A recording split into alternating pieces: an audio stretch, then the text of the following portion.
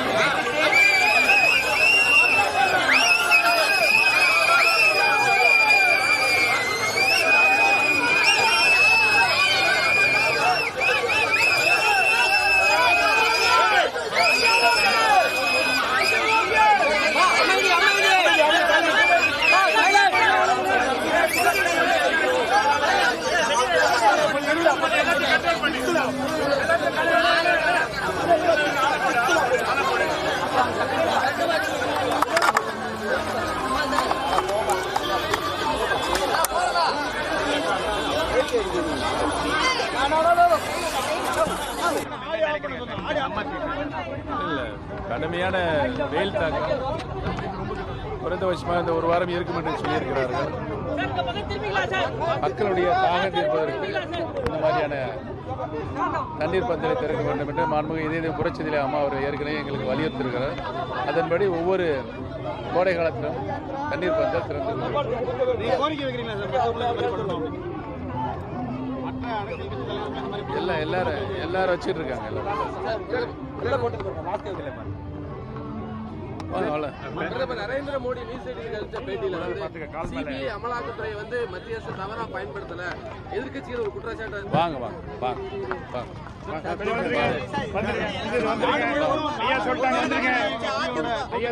வெயில் ஜாஸ்தியா இருக்கு. இது என்ன வேணும் உங்களுக்கு? இளநி வேணுமா?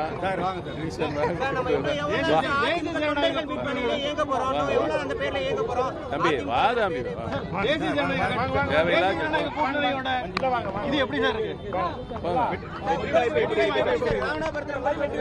ராமநாதபுரத்தில் என்னுடைய வெற்றி பிரகாசமாக இருக்கிறது. நாடு முழுக்க தேசிய ஜனநாயக கூட்டணியோட வெற்றி வாய்ப்பு உறுதியாக மாண்புமிகு பாரத பிரதமர் மீண்டும் 3ஆம் முறையாக பாரத பிரதமராக பதவியேற்பார். தொடர்ந்து காங்கிரஸ் வந்து பிரதமர் மோடி வந்து வெறுப்பு பிரச்சாரம் மேற்கொண்டு வராரு, சிறுபான்மையின மக்களுக்கு எதிராக பேசிட்டு இருக்கான்னு தொடர்ந்து குற்றச்சாட்டு முன்னிறுத்தி வராங்க. நீங்க எப்படி சார் பாக்க? நீங்கள் சொல்லுங்க பிரதமர் மோடி சிறுபான்மையினருக்கு எதிராக இல்லைன்னு. சோ பிரதமர் மோடியோட பிரச்சாரத்தை எப்படி சார் பாக்குறீங்க?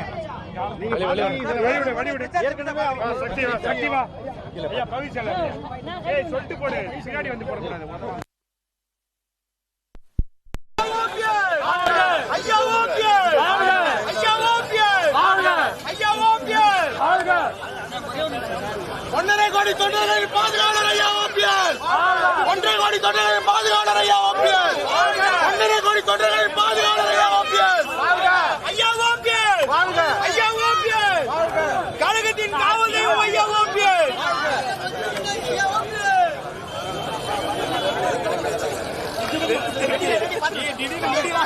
1.5 கோடி தொண்டர்களின் பாதுகாவலர் ஐயா ஓபிஎஸ்.